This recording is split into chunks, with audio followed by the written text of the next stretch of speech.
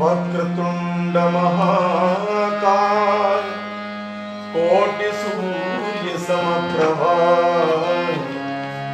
निर्विघ्नं कुरु मे देव सर्वकार्येषु सर्वदा।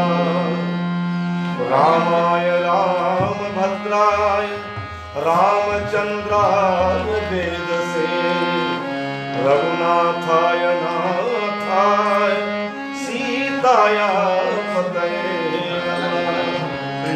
गाइए गणपति जगवंदन गाइए गणपति जगवंदन गाइए गणपति जगवंदन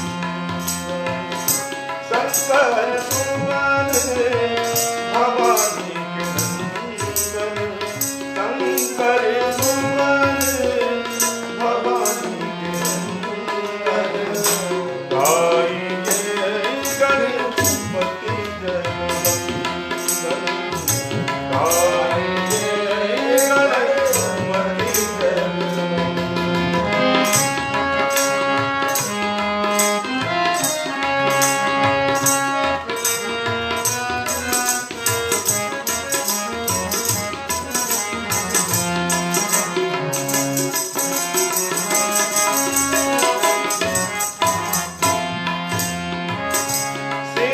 सदन जल बदन विनायक श्री सदन जल बदन विनायक कृपा दर्शन नानक कृपा दर्शन नानक गाइए गणपति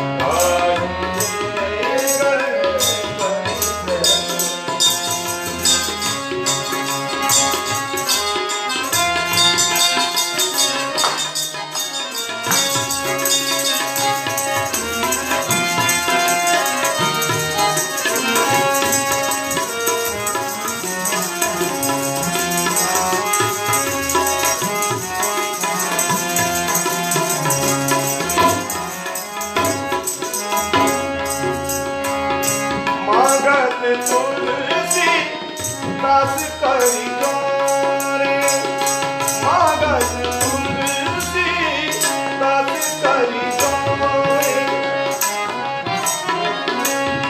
तुलसी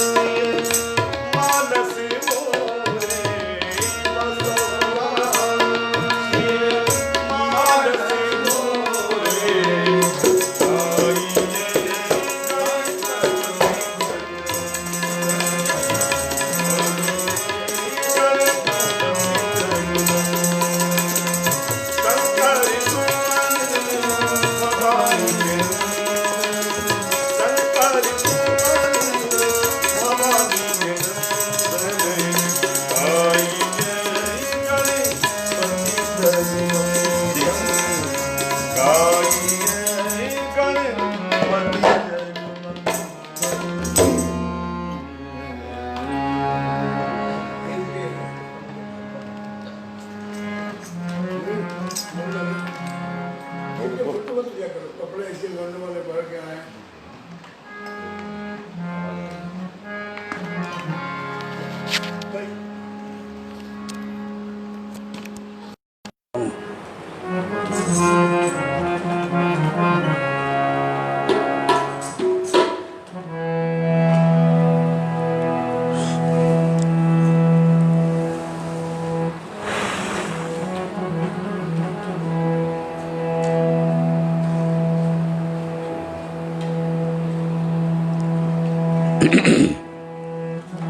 श्री परमात्मने नमः। श्री युगल चरण कमलेभ्यो नमः। सर्वेभ्यो देवेभ्यो नमः। श्री राम जय राम जय जय राम। श्री राम जय राम जय जय राम। श्री राम जय राम जय जय राम। श्री राम जय राम जय जय राम।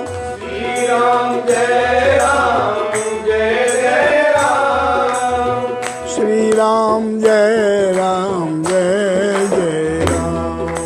श्री राम जय राम जय जय राम।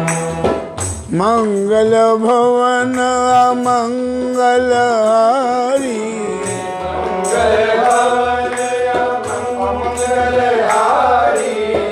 धर्महु सो दशरथ अजीर बिहारी। धर्महु सो महावीर बिनमौ हनुमाना।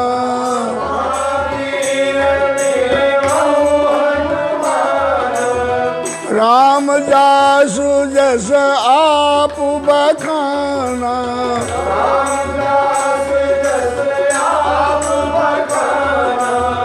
सिया राम मैं सब जग जानी।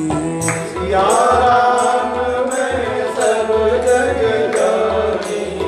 करहूँ प्रणाम जोरी जुग पाणी। करहूँ प्रणाम जोरी जुग पानी। श्री राम जय राम जय जय। गाइए श्री राम जय राम जय जय राम। श्री राम जय राम जय जय राम। हरि ओम ओम ओम मेरा बोले रोम रोम। हरि ओम ओम मेरा बोले रोम रोम हरि ओम ओम ओम मेरा बोले रोम रोम। हरि ओम ओम मेरा बोले रोम। बोले रोम रोम मेरा गुंजे रोम रोम। बोले रोम रोम मेरा बोले रोम रोम। हरि ओम ओम ओम मेरा बोले रोम। हरि ओम ओम ओम मेरा बोले रोम। बोलिए सच्चिदानंद भगवान की जय। राजा राम राम राम राजा राम। राम राम राम राजा।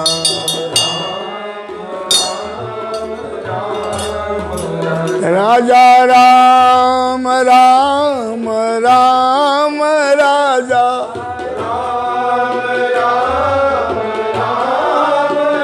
राजा राम राम राम राजा।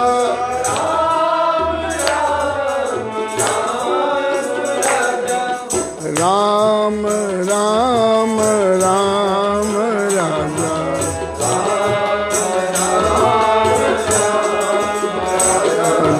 राम राम राम राजा।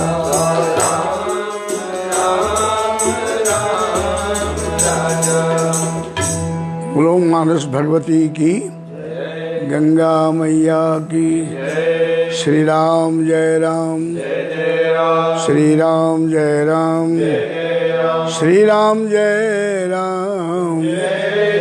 तेरा। परात्पर ब्रह्म सच्चिदानंद घन करुणा वरुणालय भक्त वत्सल मर्यादा पुरुषोत्तम भगवान श्री जानकी वल्लभ लीला पुरुषोत्तम भगवान श्री राधा वल्लभ करुणामयी माँ जगदम्बा आशुतोष भूत भावन भगवान उमा महेश्वर अनंतानंद देवी देवताओं के पावन चरणों में गंगा तट पर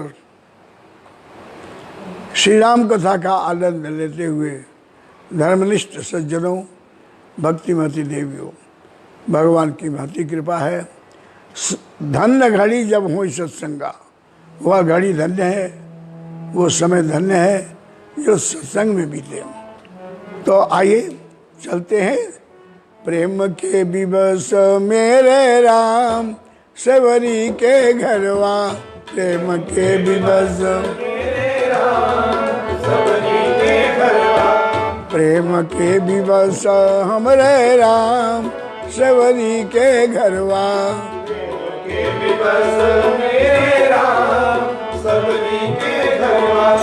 अब हो सेवरी के घरवा, देखो रे भिलनी के घरवा, अब हो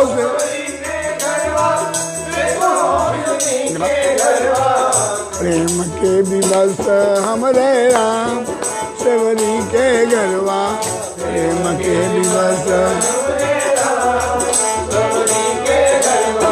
मीठी मीठी बैरी संगरी दोनवा लगाए, मीठी मीठी बैरी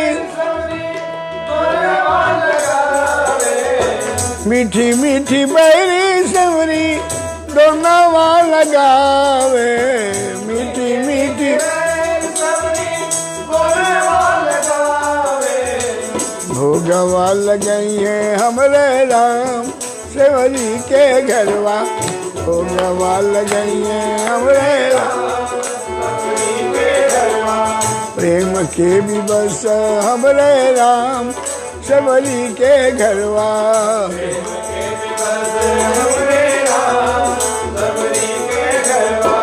इस तरह से माँ सेवरी अनंत काल से भगवान श्री राम की प्रतीक्षा कर रही है। रोज तैयारी करती है, डगर साफ करती है, रास्ता साफ करती है, आसन लगाती है, गंगा जल ले आकर के रखती है, भोग नैवेद्य ले आकर के रखती है। बेर सुबह से शाम तक प्रतीक्षा करने के बाद भी राम नहीं आए। आज भी ऐसा निराश होकर के सोच करके सब चीजें अपने अपने जगह पर रख दिया। बरसों बीत गए, ये सौदा जल्दी का नहीं है, ये इश्क नहीं आसा। इतना तो समझ लीजिए एक आग का दरिया है और डूब के जाना है। श्री राम जय राम। तो आज बड़ी निराश हुई और कहती है कि अत्यंत वृद्धा जरावस्था आ गया है। बोले पाके केस और नैन सिराए, पाके केश और नैन सिधाए, अब तक मेरे राम न आए। अब तो मेरी आंखें भी समाप्त हो गई हैं, आएंगे अगर प्रभु तो मैं देख भी नहीं पाऊंगी। ऐसे राम के विरह रूपी सागर में तपरो तो रही थी। इतने में कौआ बोला। जरा कल की बात पर ध्यान दे देते हैं। और कौआ की आवाज सुनते ही जैसे प्राण की प्राप्ति हो गई, जान में जान आ गई। और पूछा, अरे कब आएंगे मेरे श्री राम, कागा बोल जरा।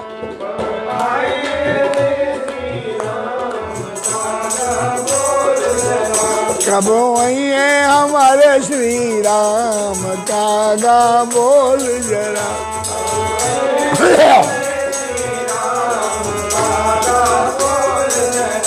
अरे बोल जरा हो कागा बोल जरा,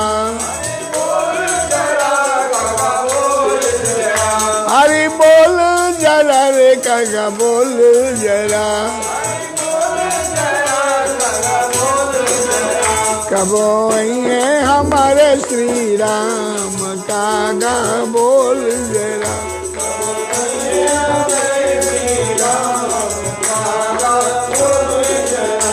तरह से कौवा से बातचीत कर रही है और कहती है कि अगर तेरी बात सच निकल गई तो तोहे दूध और भात खिलई हो।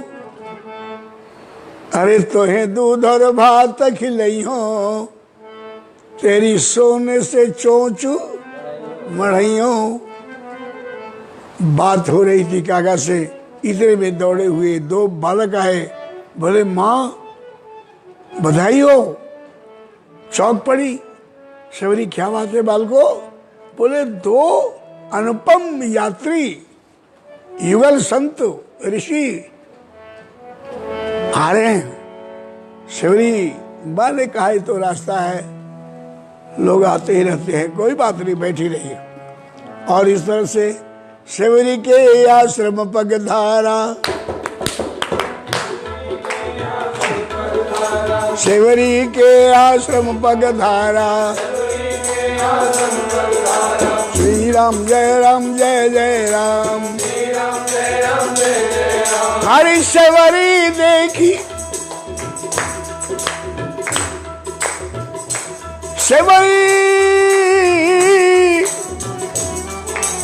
शबरी देखी राम गृह आए। मुनि के बचन समुझ जिए भाई। शबरी देखी राम गृह आए। शबरी देखी राम गृह आए। मुनि के वचन समुझ जिए भाई। सुनिए, जिस पथिक की प्रतीक्षा वर्षों से थी, ऐसा वो अनुपम पथिक आश्रम में पहुंच चुके हैं। शबरी देखी राम गृह आए। अब भगवान पहुंचते हैं आश्रम में। वो कह रही है कि मेरे घर में, मेरे गृह में आए हैं, लेकिन भगवान श्री राम मतंग जी महाराज के आश्रम में पहुंचते हैं। श्री राम जय राम। तो मुनि के वचन समझ लीजिए भाई। उसको उठ करके दौड़ करके चरणों में लिपटा जाना चाहिए, प्रणाम करना चाहिए, लेकिन वो अपनी जगह पर बैठी रही। राम और लक्ष्मण खड़े। मुनि के वचन समझ लीजिए भाई। इसने पूछा था, जब मतंग ऋषि का महाप्रयाण होने लगा तब कहा कि गुरुदेव, मैं, आपने कहा था कि राम जी आएंगे, मैं कैसे पहचानूंगी? बोले बेटी, मैं ये रूप बतलाता हूँ, मैच कर लेना, मिला लेना। उनकी बहुत बड़ी बड़ी और बड़ी मनोहारी आंखें होंगी कमल की तरह, और दोनों विशाल उनकी भुजाएं होंगी, और गले में बनवाला होगा। दो होंगे राम और लक्ष्मण। राम सांवले रंग के हैं और लक्ष्मण गोरे रंग के हैं। समझो कि वही राम जी आए। तो पहले शबरी मिलान करती, मैच करती है कि गुरु जी ने जो बताया था पहले देख तो लूं, क्योंकि ये तो रास्ता है, एक से एक महापुरुष पथिक यहाँ से निकलते हैं, मैं प्रणाम कर लूं और ये मेरे राम नहीं कोई और हुए तो अनर्थ हो जाएगा, क्योंकि सर तो मैंने अपना राम के आगे बेच दिया है, ये सर तो अब राम के आगे ही झुकेगा। तो मुनि के वचन समझिए भाई। मैच कर लिया। सरसी लोचन बाहु विशाला, जटा मुकुट सिर उर्बन माला, और श्याम गौर सुंदर दो भाई। श्याम गौर सुंदर दो भाई, शबरी परी चरण लपटाई। श्याम और गोरे रंग के इन राजकुमार, इन ऋषियों का दर्शन किया जब मैच कर गया। अब शबरी परी चरण लपटाई। श्री राम जय राम। चरणों में गिर पड़ी और सादर जल ले। सादर जल का मतलब क्या है? एक तो वो रोज लाती किसी पानी की कठौता, पानी की कठौता, काठ की कठौता शबरी, गंगा जल पनिया काठ की कठौती सेवरी, काठ की कठौती सेवरी, गंगा जल पनिया। काठ की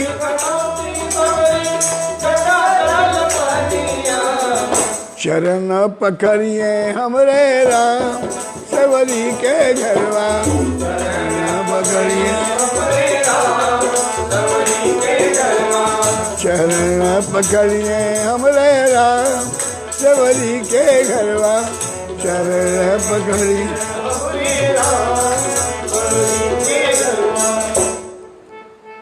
रोज तो वो गंगा जल ले आती थी, आज इतनी आतुरता है। ऐसा महापुरुषों ने भी भाव सुनाया, देखा है, हमने सुना। सादर जल ले, एक तो ऐसा हुआ कि आदर के सहित जल ले आई और दूसरा जो सहज जल है, जब चरणों में गिर पड़ी तो अपने आंखों के आंसुओं से भगवान के चरणों को धोने लगी। सादर जल ले चरण पखारी। ऐसा एक बार और हुआ, आपने सुना है ना, द्वारकाधीश के दर्शनार्थ सुदामा जी पहुंचे थे और वहां भी पानी परात के हाथ छुओ नहीं, नैनन के जलसों पग धोए। पानी परात के हाथ छुए नहीं। उन्होंने भी अपने असुरों से भगवान के चरणों को धोया, सुदामा जी के चरणों को धोया। इसी तरह से आज सेवरी भगवान के चरणों को अपने आंसुओं से पोंछती है, फिर पैरों को पोंछती है और अति पुनीत आसन बैठारी। अति पुनीत, पवित्र नहीं, परम पवित्र। और परम पवित्र एक ही चीज हम कहते हैं, पवित्र जिसको कहते हैं, और वो है कुशा में। यज्ञ आदि में आपके हाथ में या तो स्वर्ण मुद्रिका होनी चाहिए, और यदि सोने की मुद्रिका नहीं है तो कुश की बीटी बना करके, अंगूठी बना करके हम लोग पूजा का कार्यक्रम संपन्न करते हैं। ऐसा वो पवित्र आसन, कुशे के आसन पर बैठाया। श्री राम जय राम, कंदमूल फल सरस्वती दिए राम कहवान। कंदमूल फल सरस्वती दिए राम कहवान। प्रेम सहित प्रभु खायऊ बारंबार बखान। करुणा निधान रहुआ जगत के दाता हैं। करुणा निधान रहुआ, करुणा निधान रहुआ, करुणा निधान रहुआ, जगत के दाता हैं।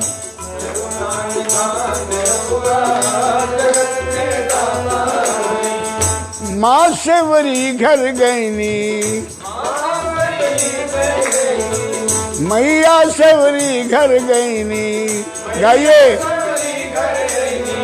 मैया सेवरी घर गईनी।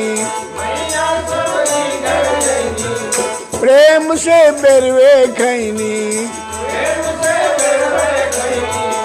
प्रेम से बरवे खैनी, प्रेम से बेरवे करके बखान रहुआ, जगत के दाता नहीं। करके बखान रहुआ, वाह, करुणा निधान रहुआ, वाह।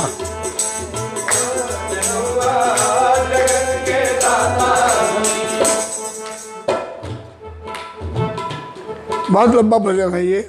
उनमें से एक लाइन ये देनी थी, प्रेम सहित प्रभु खाए बारंबार बखान। भगवान खा रहे हैं और बार बार उसकी प्रशंसा कर रहे हैं। बहुत बड़ा प्रसंग है वो। भगवान ने कहा कि माँ, इस अवधि में लगभग 13.5 वर्ष मैंने बहुत से ऋषि महर्षियों के आश्रमों में आतिथ्य ग्रहण किया, लेकिन जब से मैंने अयोध्या छोड़ा, एक तो मेरी तृप्ति होती थी जब माँ कौशल्या मुझे खिलाती थी, और जब से माँ कौशल्या से अलग हुआ हूँ, आज पहली बार तृप्त होकर के मैंने भोजन किया है। प्रेम सहित प्रभु खाए बारंबार बखानी। आप देखिए, एक बात हम आपको बीच में बता दें, कोई आपके घर अतिथि आता है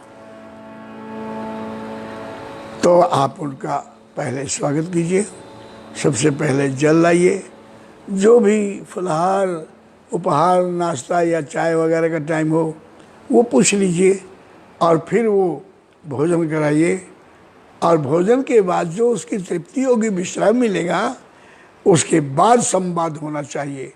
ये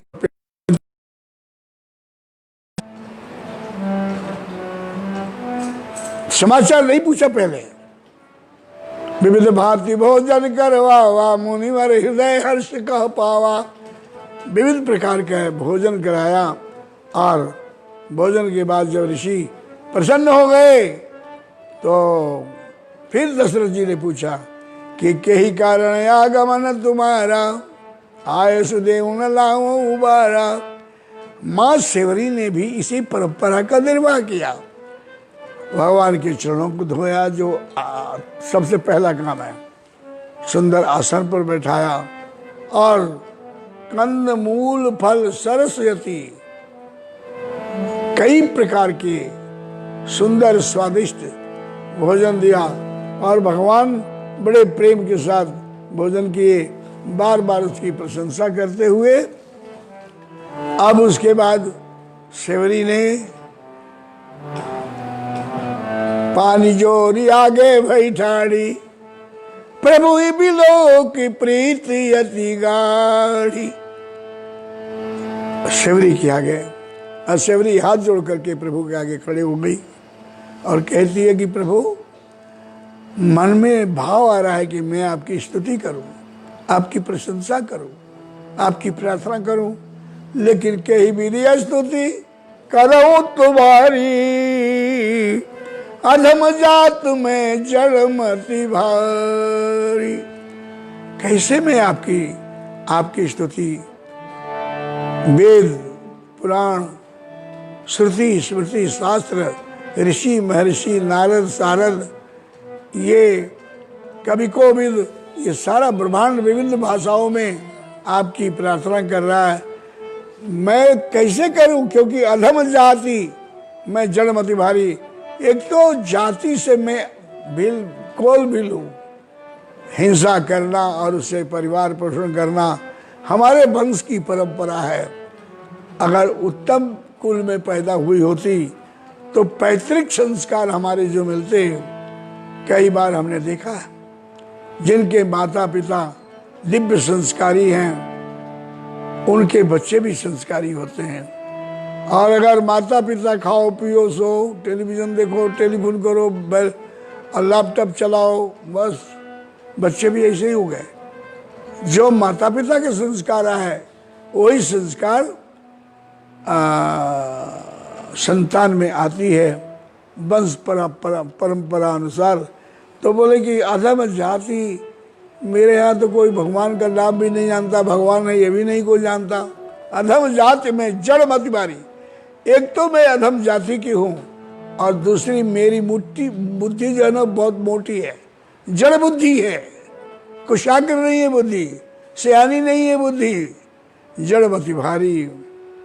और प्रभु, एक सेवरी माँ ने ऐसा चौपाई कहा जो वही कह सकती है, हम तो नहीं कह सकते। बोले अधमते अधम अधमवती नारी, तिलमा मैं मति मंद गंवारी। अधम ते अधम, अधम अति नारी, ये नारी जाति के लिए कह रही है। यदि शुक्र करो ये किसी पुरुष पात्र ने कहा होता तो बवाल खड़ा हो जाता। यह तो एक स्त्री के मुख से बता रही है अधम से अधम अधम अति नारी। क्यों? शायद इसलिए कहा, पुराने जमाने की बात है कि पराधीन सपन सुख नहीं। और जो बेटियां हैं, देवियां हैं, ये पराधीन ही रहती है। जब वो छोटी कुमारी अवस्था तक हैं, माँ बाप का संरक्षण उनके लिए मिलता है। जब वो पत्नी के रूप में परिणित हो जाती हैं तो पति का देख रेख, पति का संरक्षण मिलता है। और जब वृद्ध हो जाती है तो नाती पुत्रों के संरक्षण में इन्हें सदैव संरक्षण चाहिए, स्वतंत्रता उचित नहीं है। तो शायद इसलिए कहा कि पुरुष हो तो कहीं सत्संग में जाकर के सुन भी सकता है, लेकिन हमारी स्त्रियों के लिए तो बहुत बंधन है। अधम से अधम अधम होती नारी। लेकिन मैं ये कहता हूं कि हमारी संस्कृति वह भी एक नारी है जिसको हम प्रणाम करते हैं। और राम कृष्ण ऋषि महर्षियों को जन्म देने वाली वह भी एक स्त्री है। हमारे शास्त्रों ने कहा है कि जहाँ नारी का पूजा होता है, यानी कि सम्मान होता है, वहाँ देवता लोग रमण करते हैं। नारी निंदा मत करो, नारी नर की खान, नारी से नर होता है ध्रुव प्रहलाद समान। तो ये मातृशक्ति तो वंदनीय है। भारतीय दर्शन में, सदग्रंथों में जितनी नारी की महिमा गाई गई है, उतनी सम्मान किसी भी और संप्रदाय, मजहब, धर्म में नहीं मिलता। हमारे यहाँ देवी कहते हैं स्त्री को, अंग्रेजों के यहाँ लेडी कहते हैं, और हमारे यहाँ देवी कहते हैं। मुस्लिम संस्कार में, संस्कृति में बेगम, जिसको कोई गम न हो, लेकिन 4-4 शादियां जब हो जाती हैं एक छत के नीचे, स्त्री सब कुछ सहन कर सकती है, लेकिन सौतिया डाह नहीं सहन कर सकती वो। और ये तो भाई 1-1, 2-2, 3-3, 4-4 शादियां करती हैं। तो है गम में, फिर भी नाम है बेगम, है बागम, लेकिन नाम है बेगम। खैर, मैं चीटा कसी नहीं कर रहा, जो उनके यहाँ है वो बता रहा हूँ। और पश्चिमी संस्कृति में लेडी कहते हैं, लेकिन हमारे यहाँ देवी कहते हैं। हम अपने घर में बेटियों का नाम भी, बहुओं का नाम भी देवी से रखते हैं। गायत्री देवी, लक्ष्मी देवी, सरस्वती देवी और दुर्गा देवी, सब मातृशक्ति से ओतप्रोत है। ये जो शक्ति है ना, शक्ति ये भी देवी है। आँखों की शक्ति, कानों की सुनने की शक्ति, और बोलने की शक्ति, गाने की शक्ति, चलने की शक्ति, खाने की शक्ति, खाया हुआ हजम करने की शक्ति, कहीं भी सकता नहीं है, शक्ति है। तो सर्वदेव देवी मई जगत, ये जो जगत है भगवती मई है, शक्ति मई है। तो हमारी संस्कृति में नारी को अधम नहीं कहा गया, लेकिन जो बड़े होते हैं ना, वो अपने आप को यही कहते हैं कि हम तो आपके चरणों की धूल भी नहीं है। ये विनम्रता की पराकाष्ठा है, वो माँ सेवरी ने किया। बोले अधम ते अधम अधमवती नारी, तीन मति गति मंद गवा, हरि के विधि स्तुति करो तुम्हारी, अधम जात में जड़ मति भारी। अपनी और अपनी नारी जाति का जब इस तरह से निराश होकर के सेवरी ने राम जी के सामने प्रस्तुत की अपने भाव, ठहरो मां, देवी ऐसा नहीं है। कहा रघुपति सुनु भामिनी बाता, ये बड़ा सुंदर संबोधन है स्त्री जाति के लिए। कहा रघुपति सुनु भामिनी बाता, मैं तो मानऊ एक भगत करनाता। क्या बात है। क्योंकि जाति पाति कुल धर्म बढ़ाई, धन बल परिजन गुण चतुराई, और भक्तिहीन सो नर कैसे, बिन जल बारिद देखिए जैसे। भगवान ने कहा कि कोई बहुत बड़ी जाति का हो और वो कर्महीन है या भक्तिहीन है, कोई जाति में बड़ा हो, पाती मतलब सोसाइटी में भी बड़ा हो, अच्छी सोसाइटी में, हाईएस्ट सोसाइटी में रहने वाला हो, जाति पाति कुल, उसका कुल भी बड़ा श्रेष्ठ हो, जाति पाति कुल, धर्म बढ़ाई, और वो बड़ा प्रसिद्ध धर्मात्मा विद्वानवीर भी हो, इतनी खूबियां होने के बाद भी अगर मेरी भक्ति नहीं है तो वो कैसा है व्यक्ति? बिन जल बारिद देखिए जैसे। जब पानी से ओतप्रोत श्याम रंग के बादल गरजते हैं, मोर नाचता है, बृहस्पतियां हरियाली से झूम उठते हैं, और यदि बादल नहीं है, पानी नहीं है, आसमान साफ है और वो गरजने लगे तो लोग कहेंगे कि पता नहीं क्या हो गया, पानी नहीं, बादल नहीं और ये गड़गड़ा रहा है। शायद ऐसे लोगों के लिए कहा गया है कि जो गरजते हैं वो बरसते नहीं। तो भगवान ने कहा कि भगतिहीन सोह नर कैसे, बिन जल बारिद देखिए जैसे। सज्जनों, बहुत बढ़िया फ्रेश सब्जी आप ले आए, सब्जी अच्छी आई, घर में बनाने वाली भी, सुरुचिपूर्वक बनाने वाली सब्जी भी अच्छा है, और बनाने वाली भी अच्छी है, और बनाने की पद्धति भी अच्छी है। इतना कुछ होने के बाद भी सब्जी अच्छी बनेगी इसकी कोई गारंटी नहीं है। सब्जी अच्छी, विधि विधान अच्छी, तेल घी भी अच्छा, बनाने वाली भी अच्छा, लेकिन जरा सा नमक ना पड़ा हो तो राम भगति बिन सब सुख ऐसे, लवण बिना बहु व्यंजन जैसे। नमक के बिना जैसे भोजन फीका, इसी तरह से मेरी भक्ति के बिना वो आदमी, वो जीवन फीका है। स्त्री और पुरुष दो जाति है संसार में। पुरुष प्रकृति, भगवान ने इन दोनों को बनाया, और सुंदरता स्त्री जगत को ज्यादा दी गई। स्त्रियां एक से एक सुंदर होती हैं, विश्व Mohini, miss world, miss India, क्या क्या उपाधियां हैं।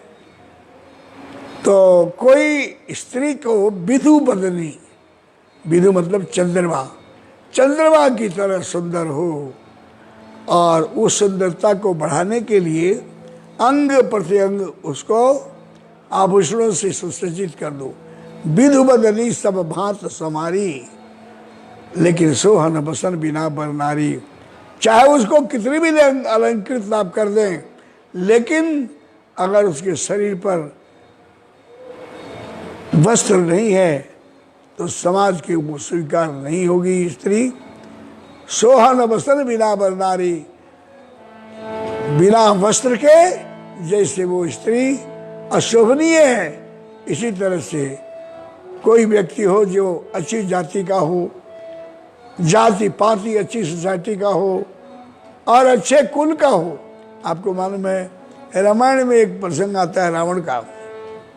ये रावण बड़े उत्तम कुल का था, उत्तम कुल पुलस्त करना थी, शिव विरंची पूजे बहुभांति। समझाते समय लोगों ने कहा बड़े तुम उत्तम कुल के हो, लेकिन रावण बलवान भी था, विद्वान भी था,